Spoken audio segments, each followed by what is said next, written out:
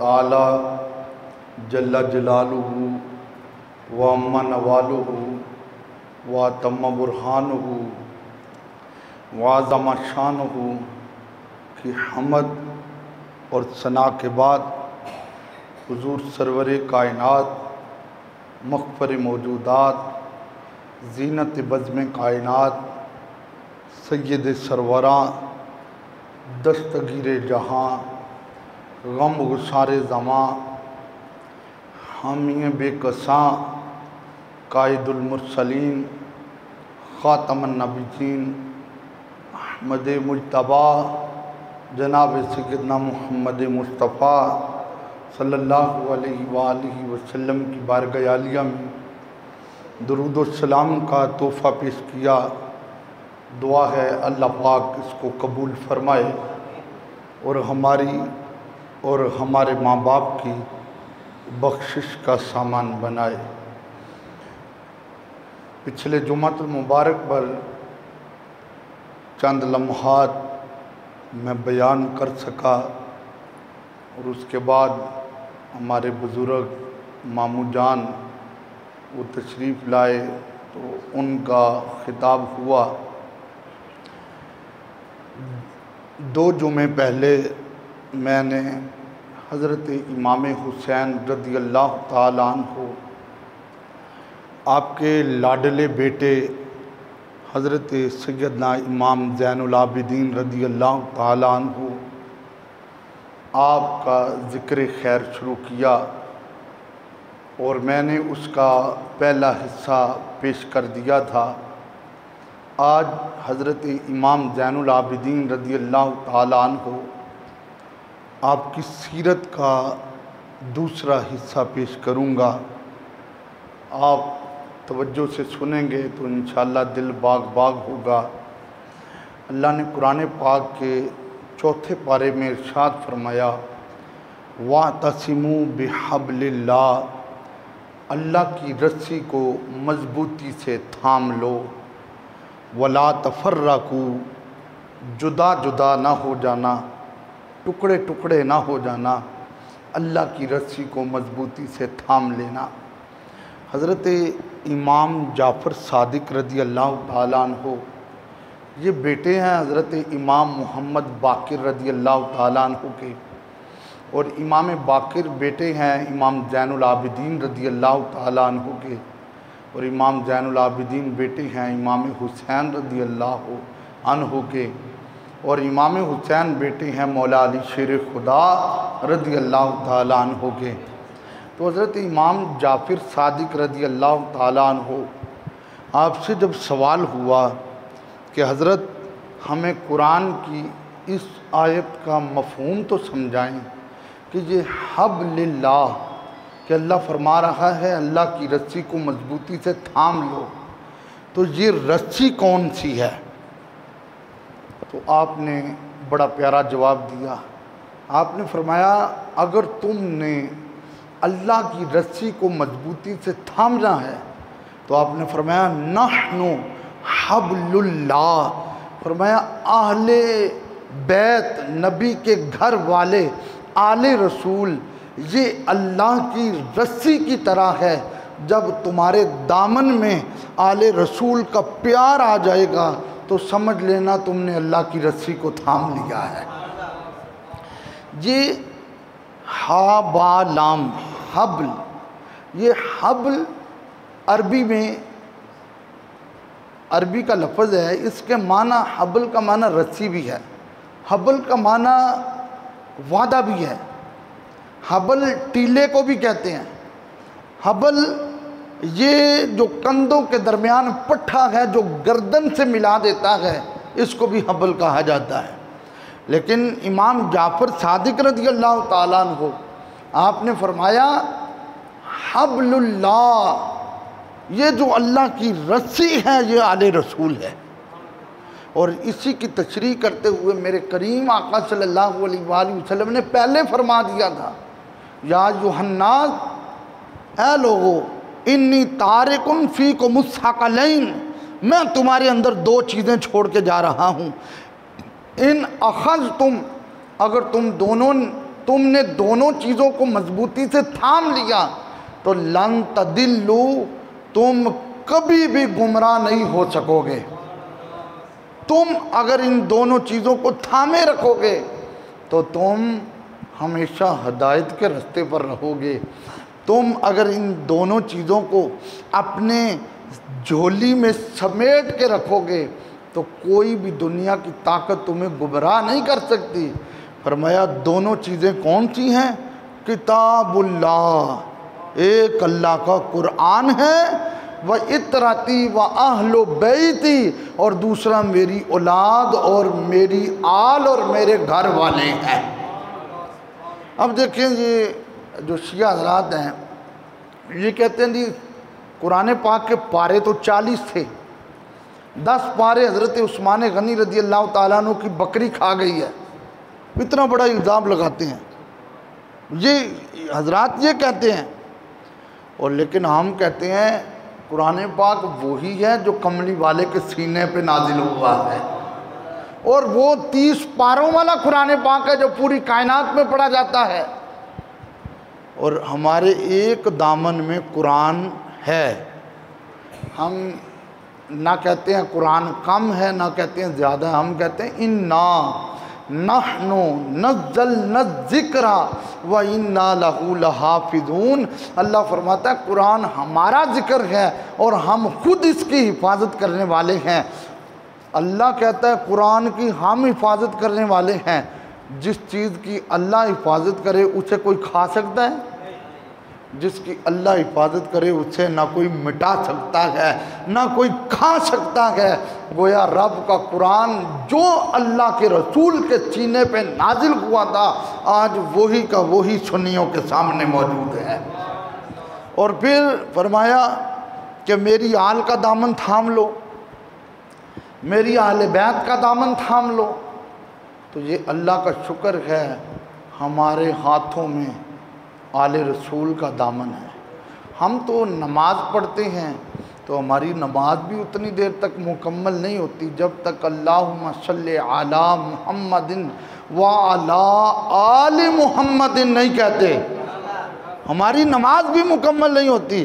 تو گویا ہم تو آل رسول کو بھی دل کھول کے مانتے ہیں، اصحاب رسول کو بھی دل کھول کے مانتے ہیں، قرآن کو بھی دل کھول کے مانتے ہیں، اس لیے کہ قرآن میرے نبی پہ نازل ہوا ہے، آل میرے نبی کی آل ہے، اصحاب میرے نبی کے اصحاب ہیں۔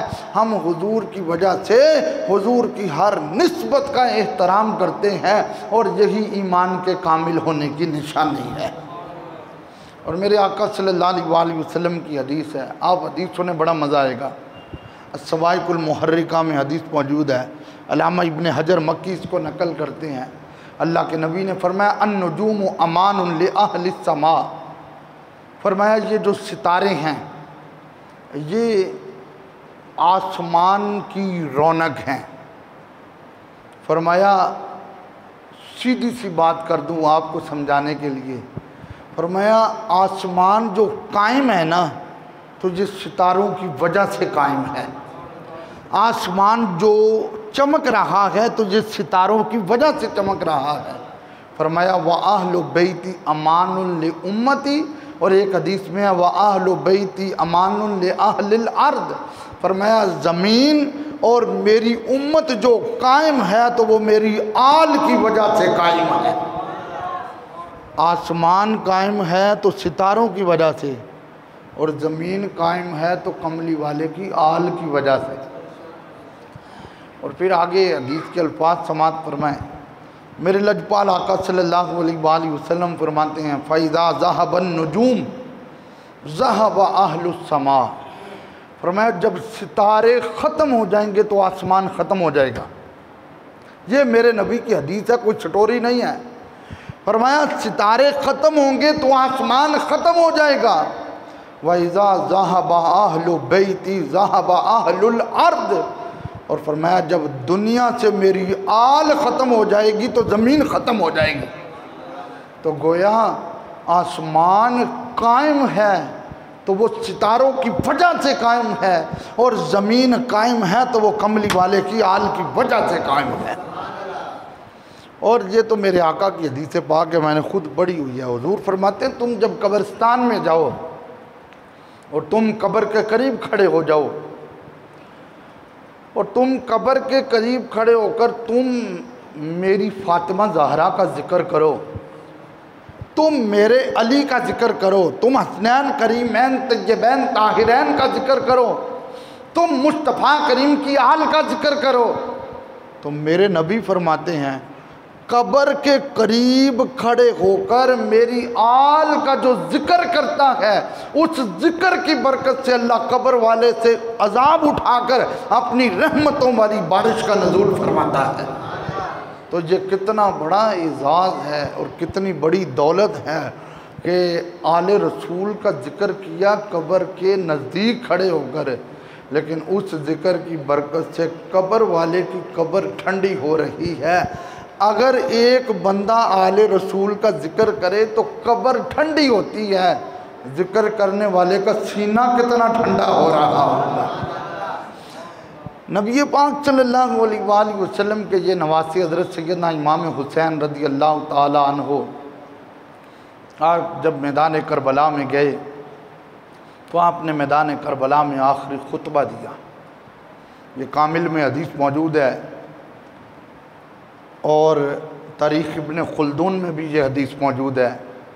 امام حسین رضی اللہ تعالیٰ عنہ کا خطبہ، پھر خطبہ ان لبوں سے نکل رہا تھا جو لب مصطفیٰ کے لب سے لگتے تھے، ان ہونٹوں سے خطبہ نکل رہا تھا جو ہونٹ کملی والے کے ہونٹوں سے لگتے تھے، اور اس زبان سے خطبہ اتر رہا تھا جو زبان کملی والے آقا کے منہ میں ہوتی تھی، اور مصطفیٰ کی زبان حسین کے منہ میں ہوتی تھی۔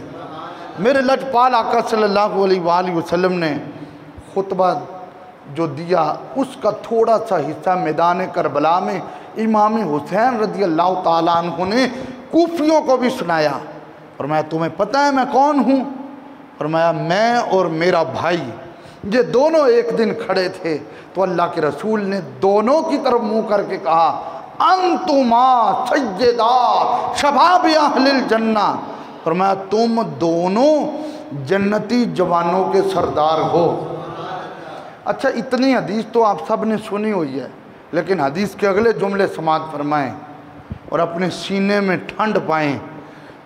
میدان کربلا میں امام حسین نے فرمایا مجھے دیکھ کر اور میرے بھائی کو دیکھ کر سرکار نے فرمایا انتما سیدا شباب اہل الجنہ وقرۃ عین اہل السنہ، فرمایا تم دونوں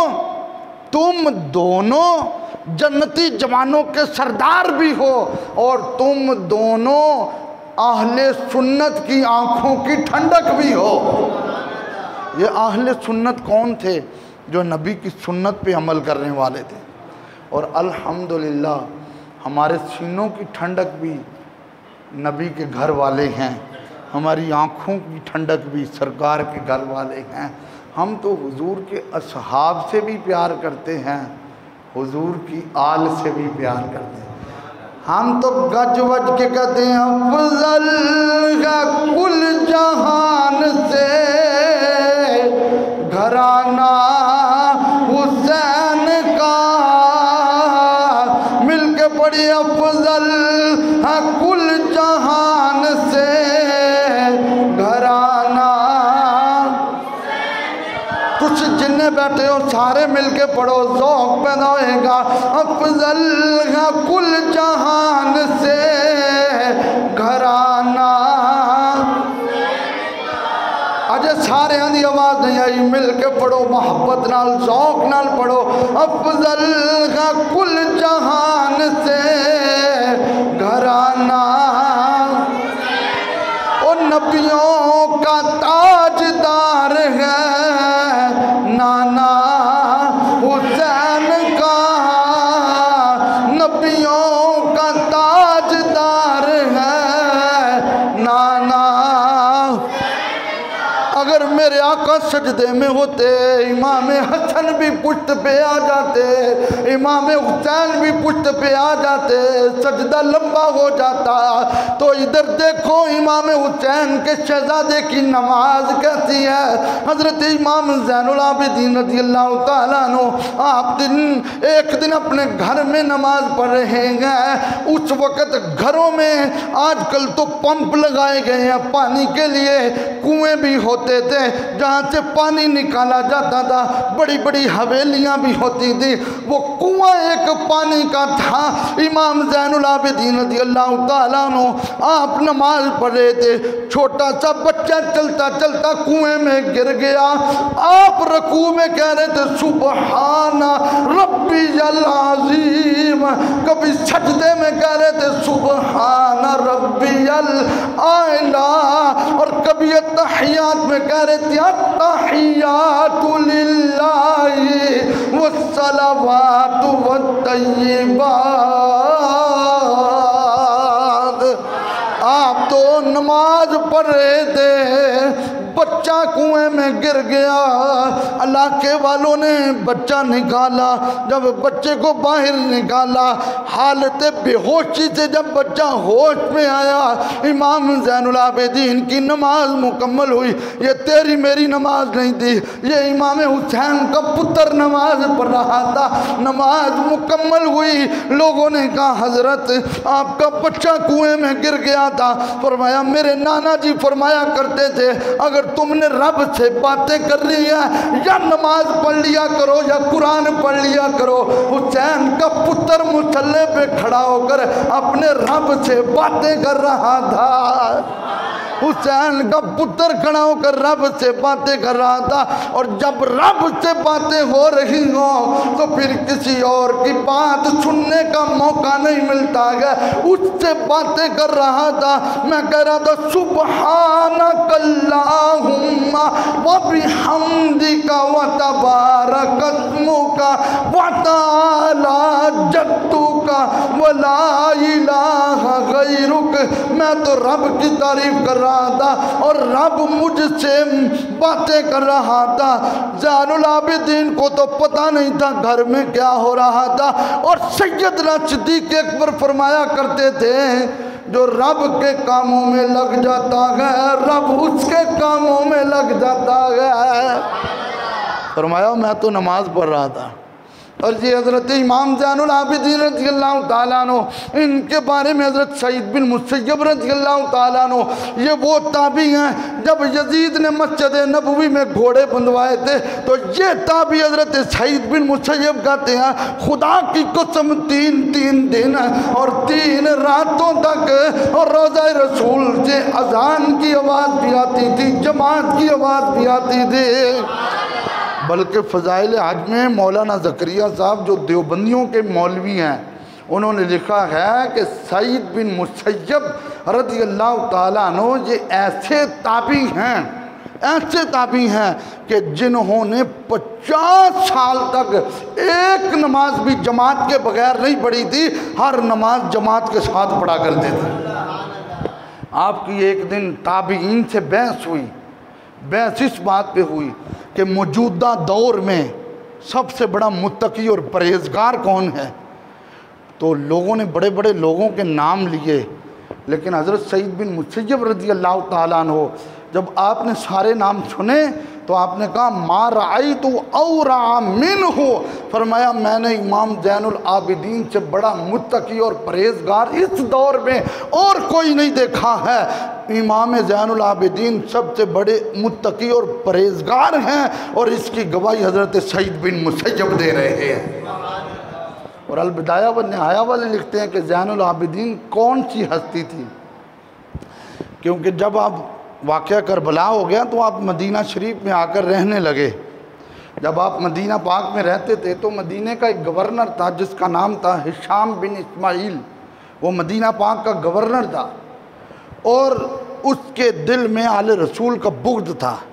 وہ حضرت امام زین العابدین رضی اللہ تعالیٰ عنہ کو طرح طرح کی تکلیفیں دیا کرتا تھا، مصیبتوں میں مبتلا رکھتا تھا، لیکن یہ آل رسول کا گھرانہ تھا، خوشی کے وقت بھی رب کا شکر ادا ہوتا تھا، کوئی امتحان ہوتا تھا تو پھر بھی رب کا شکر ادا ہوتا تھا۔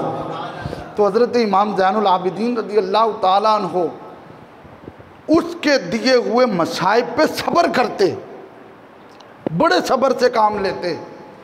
تو جب یہ گورنر معزول ہوا تو اس وقت کا قانون یہ تھا کہ جو گورنر معزول ہوتا تھا اس کو اس علاقے میں کھڑا کیا جاتا تھا اور پوری رعایا کو، پوری قوم کو بلا کر ان سے کہا جاتا تھا اگر اس نے تمہارے اوپر کوئی زیادتی کی ہے تو آج اس سے بدلہ لے لو۔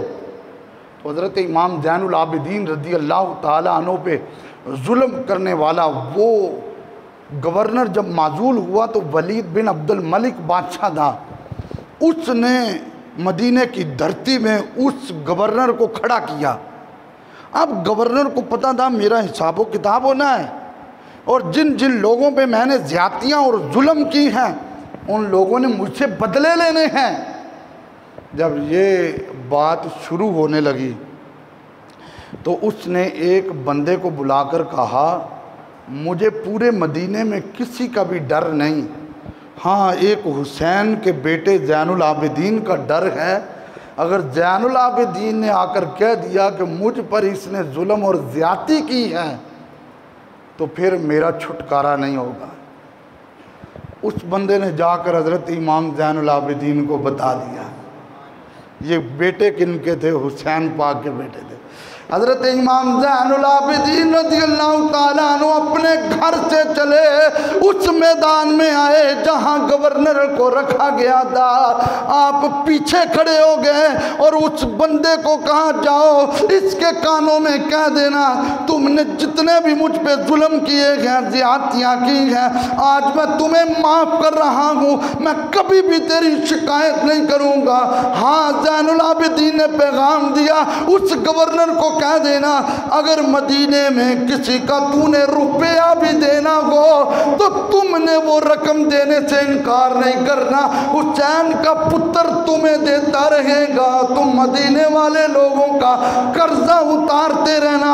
جب بادشاہ نے یہ جملے سنے تو بادشاہ نے زین العابدین کو آگے بلا کر کہا لوگوں جان لو اللہ فرماتا ہے اللہ اعلم حیث یجعل رسالتہ، اور اس کا اخلاق اور اس کا کردار گواہی دیتا ہے یہ مصطفیٰ کا خون ہے، مصطفیٰ کے خون سے سیدہ زہرا ہے، سیدہ زہرا کے خون سے حسین پاک ہے اور حسین کے خون سے حضرت زین العابدین ہے۔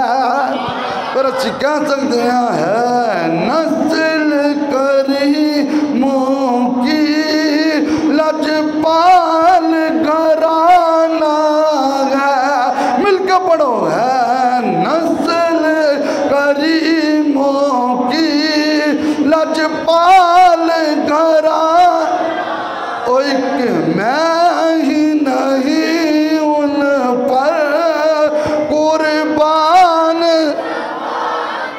اتنے ظلم بھی برداشت کی ہے، اتنی زیادتیاں بھی برداشت کی، پھر بھی گراؤنڈ میں آ کر کہا حسین کا پتر اسے معاف کرتا ہے، اسی کو تو لجپال کہا جاتا ہے۔ نسل کریموں کی لجپال، اور مشہور شاعر ہے عرب کا، بہت بڑا شاعر ہے فرزدق، وہ شاعر کہتا ہے زین العابدین ایسی ہستی ہے جس کی زبان پہ لا الہ الا اللہ محمد الرسول اللہ کلمے میں لا آیا ہے، اس وجہ سے ایک بار ان کی زبان پہ لا آیا ہے، اس کے علاوہ کبھی لا نہیں آیا۔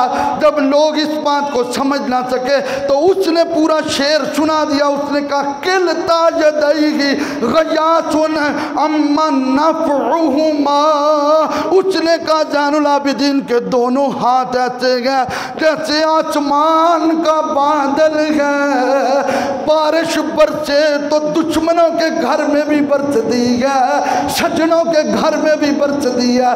زین العابدین کے ہاتھ سے خیرات دشمنوں کی جھولی بھی بھرتی ہے، اپنوں کی جھولی بھی بھرتی ہے۔ پھر اچھی کہہ سکتے ہیں نا افضل ہے کل جہان سے گھرانہ، جھوم جھوم کے سارے پڑھو، افضل ہے کل جہان سے گھرانہ،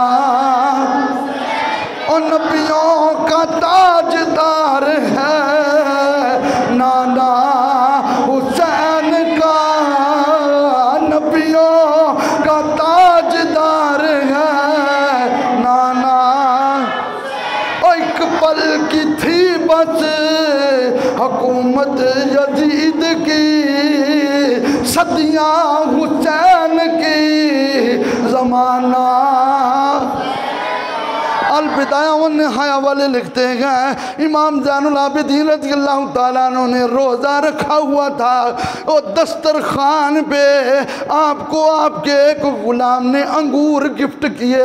البدایہ والے لکھتے ہیں آپ نے ان انگوروں کو دسترخوان پہ رکھا، افطاری کا وقت ہوا، دروازے پہ دستک ہوئی، حضرت امام زین العابدین نے اسی خادم کو بلایا، فرمایا یہ انگوروں کا تھال اٹھا لو، مانگنے والے کو دے دو۔ اس نے کہا حضرت آپ نے روزہ رکھا ہوا ہے، آدھا رکھ لے آدھا اس کو دے دیں۔ فرمایا نبی کے گھر والوں کی یہ عادت ہوتی ہے، وہ رکھتے نہیں، وہ جھولیاں بھرتے ہیں۔ اس نے پورا تھال دے دیا۔ خادم کے دل میں یہ آرزو تھی میرا تحفہ تو قبول کر لیا لیکن کھایا نہیں ہے۔ دوسرا دن پھر بازار میں کیا اور پھر انگور لے کر آیا۔ پھر جب روزہ رکھا ہوا تھا دسترخوان پہ انگور تھے، دروازے پہ دستک ہوئی، اور نبی کے گھر والوں میں مسکین ہوں، میری جھولی کو بھر دیا جائے۔ آپ نے انگوروں کا تھال اسی خادم کو دیا، فرمایا جاؤ اس کی جھولی بھر دو۔ جب دوسرے دن اس نے جھولی بھری، تیسرے دن خادم پھر لے کر آیا۔ خادم ویکھو کہ دا چیز زین العابدین دا خادم تھے۔ تیسرے دن پھر لے کر آیا، جب انگوروں کا تھال سامنے رکھا، ادھر سے اذان ہوئی، ادھر سے حسین کے پتر نے روزہ کھولنا تھا۔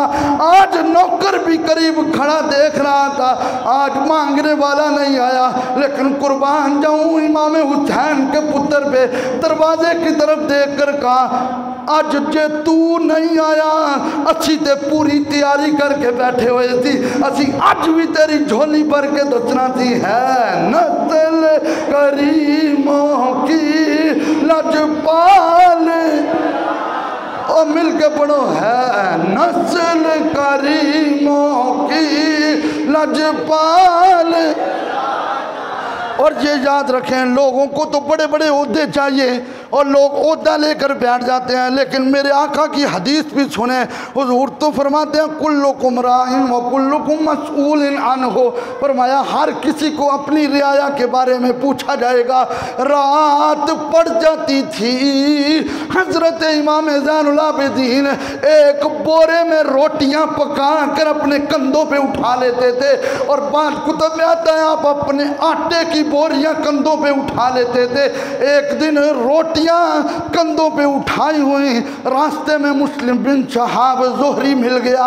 اس نے کہا زین العابدین تم تو حسین کے پتر ہو، یہ بورا مجھے دے دو، میں تمہارے گھر چھوڑ کے آتا ہوں۔ فرمایا یاد رکھو میں مسافر ہوں، اور قرآن کہتا مسافر کے لیے سفر کا سامان رکھنا ضروری ہے، لہذا یہ بوری میں ہی اٹھا کر جاؤں گا۔ چند دنوں کے بعد مسلم بن شہاب زہری مل گیا۔ اس نے کہا زین العابدین تم تو کہتے تھے میں مسافر ہوں اور تم پھر مدینے میں پھر رہے ہو۔ فرمایا سن، جو میں نے تمہیں کہا تھا مسافر ہوں وہ تو ہر بندہ مسافر ہے، ہر بندہ موت کی طرف سفر کر رہا ہے، ہر بندے کی روح قبض ہونی ہے۔ کل نفس ذائقۃ الموت، فرمایا ہر بندے کی روح قبض ہونی ہے۔ اس نے کہا پھر جو ذات راہ تھا یہ کیا تھا؟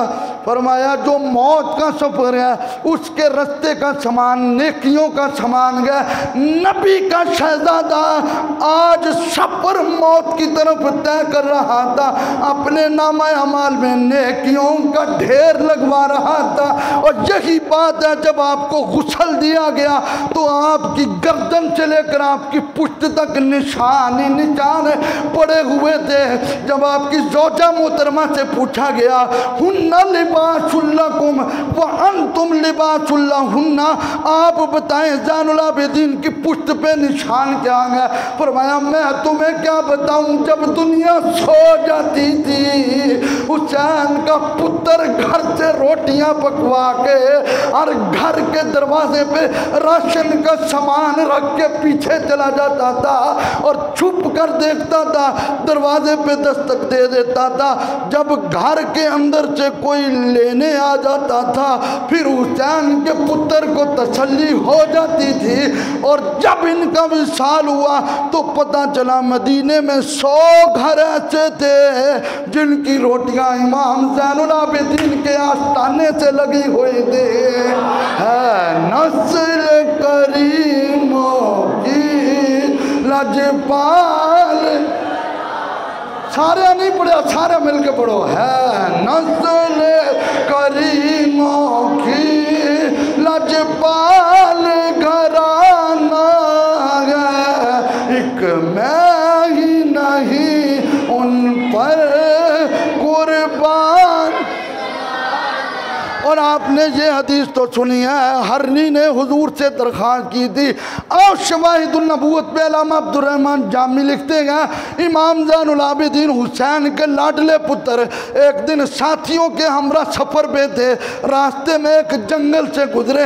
ارے خوشبو بتا دیتی ہے نبی کا گھرانہ گزر رہا ہے. محبت نہ لاکھو سبحان اللہ. خوشبو بتا دیتی ہے مصطفیٰ کا گھرانہ گزر رہا ہے.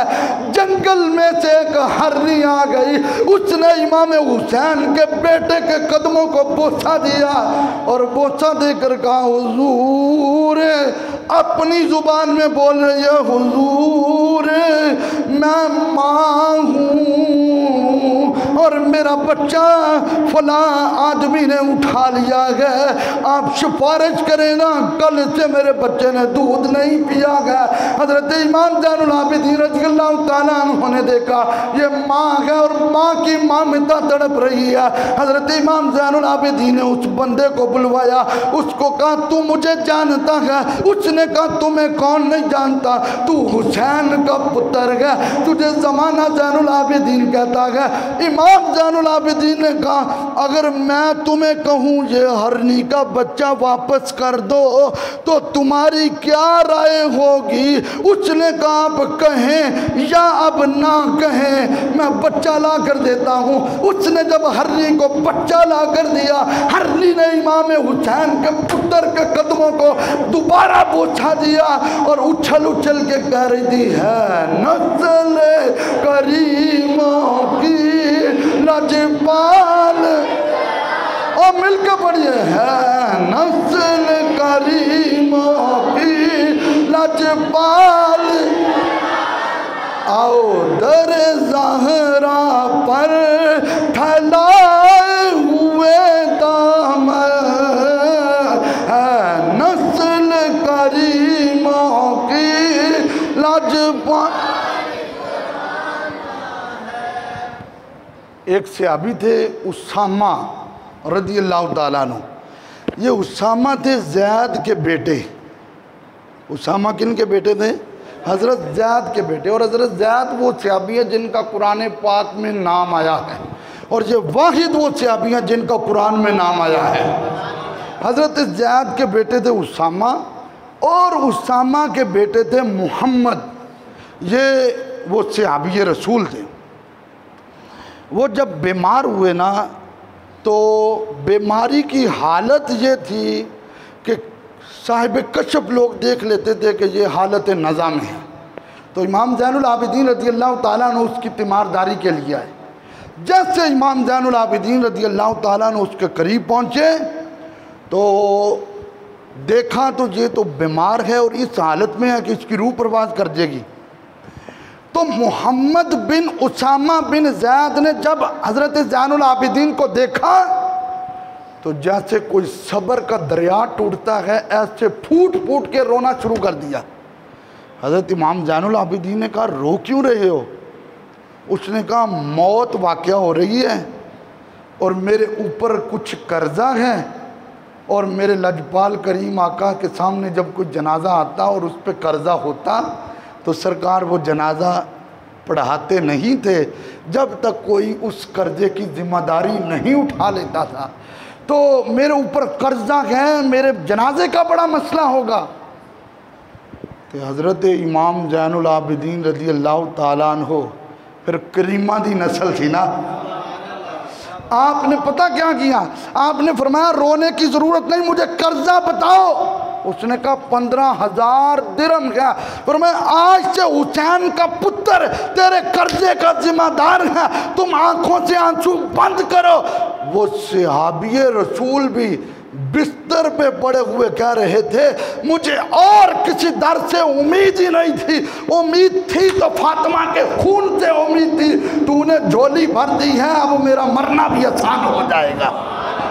تو یہ تھے وہ لوگ، یہ تھا ان کا اخلاق۔ ہم تو ایک دودھ کا ٹب اس کی سپیل لگا کے کہتے ہیں جی 80 حسین دے نوکر ہیں، ایک دیکھ پکا لی 80 حسین دے نوکر ہیں، اتوں تو حسینی دے اندروں اندروں یزیدی۔ اے دوغلی پولیسی رب نو پسند نہیں ہے، اللہ کو وہی محبت پسند ہے جو اندر سے بھی ایک ہو باہر سے بھی ایک ہو۔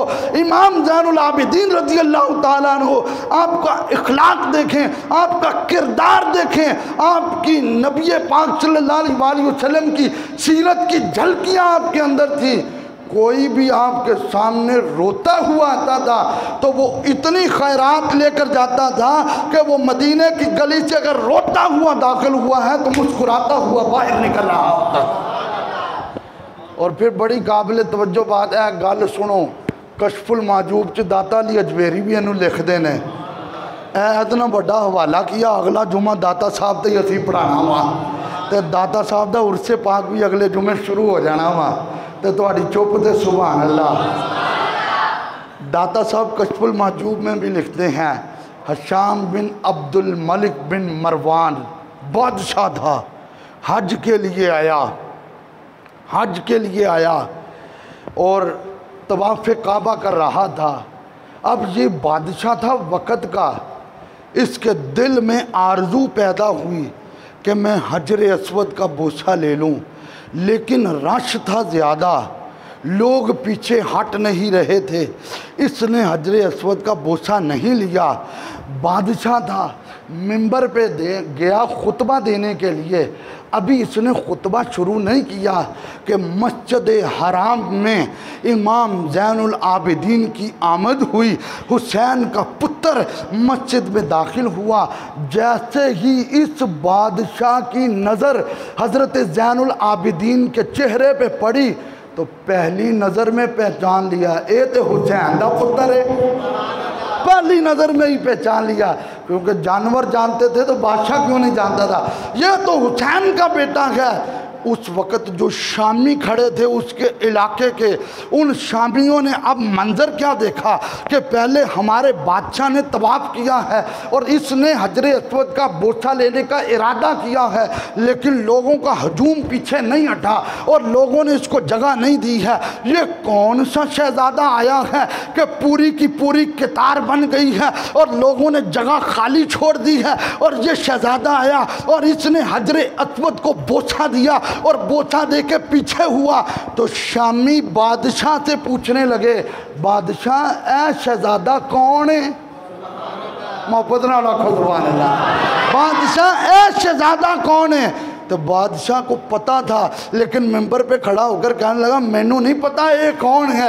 وہاں پہ ایک شاعر کھڑا تھا فرزدق، اس شاعر نے کہا او شامیوں یہ تمہیں بتائے یا نہ بتائے، آج میں تمہیں بتاتا ہوں یہ شہزادہ کون ہے۔ اس نے کہا بتاؤ. اس نے پورا قصیدہ لکھا جو کئی اشعار میں موجود ہے. ایک شعر میں پڑھتا ہوں, اس کا لب لباب بھی سنو. اس شاعر نے کہا, عرب کا بہت بڑا شاعر تھا, شامیوں کا مجمع تھا, طواف والی جگہ بھری ہوئی تھی, وقت کا بادشاہ منبر پہ کھڑا تھا. حضرت زین العابدین رضی اللہ تعالیٰ عنہ کعبے کے پردے کے سائے میں کھڑے تھے, اور وہ شاعر بول کے کہنے لگا, ھذا الذی تعرف البطح وطاعتہ والبیت یعرفہ والحل والحرم. اس نے کہا شامیوں, اور تم پوچھتے ہو بادشاہ سے یہ بندہ کون ہے, یہ شہزادہ کون ہے. بیت اللہ بھی جانتا ہے یہ حسین کا پتر ہے, حجر اسود بھی جانتا ہے یہ حسین کا پتر ہے, مقام ابراہیم بھی جانتا ہے یہ حسین کا پتر ہے, مکے کی ساری زمین جانتی ہے یہ حسین کا پتر ہے. اللہ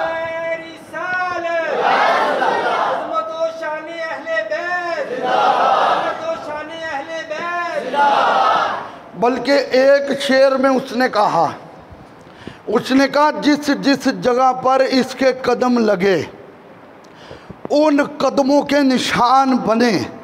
داتا صاحب نے کشف المحجوب میں یہ ایک حوالہ, ورنہ سارے حوالے میرے پاس لگے پڑے ہیں. اس شاعر نے کہا جہاں اس کے قدم لگے ان قدموں کے نشان تھے. اس نے کہا ان قدموں کے نشانوں کو بھی زمین جانتی ہے یہ حسین کے پتر کے نشان ہے.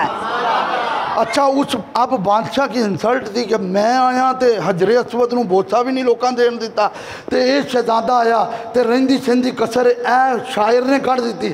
اس بادشاہ نے اس شاعر کو اریسٹ کروایا. جب اس کو اریسٹ کروایا تو حضرت امام زین العابدین رضی اللہ تعالیٰ عنہ آپ نے اس شاعر کو 12,000 درہم گفٹ کیے. سبحان اللہ قدرہ 12,000 درہم گفٹ کیے, اس لیے کہ تو نے ہماری تعریف کی ہے, تم نے اپنے مومن ہونے کا حق ادا کیا ہے. وہ بھی کمال دا شاعر تھی, انہیں 12,000 گفٹ جیل چو واپس کیتے. انہیں کیا میں دنیا دی دولت واسطے تواڈی تعریف نہیں کیتی, میں تے قبر چمکان واسطے تواڈی تعریف کیتی ہے. تو حضرت امام زین العابدین نے جو جملے کے وہ بڑے قابل توجہ ہیں. آپ کے پاس جب وہ 12,000 درہم آئے تو آپ نے کہا آنا اہل بیت او وہابن, فرمایا سنو اہل بیت نبی کے گھر والوں کی یہ شان ہے, جب وہ اپنی جیب سے کچھ دیتے ہیں تو پھر وہ واپس نہیں لیتے. اور پھر شاعر نے وہ 12,000 درہم جو ہے وہ وہاں پہ قبول کیے, اور اس نے جیل میں بیٹھ کر وقت کے بادشاہ کے خلاف شعر لکھے. اس وقت جب کسی سے دشمنی ہوتی تھی تو شاعری میں دشمنی ہوتی تھی. اس نے جب شعر لکھے تو بادشاہ نے ان شعروں کو پڑھ کر اس کو آزاد کروایا.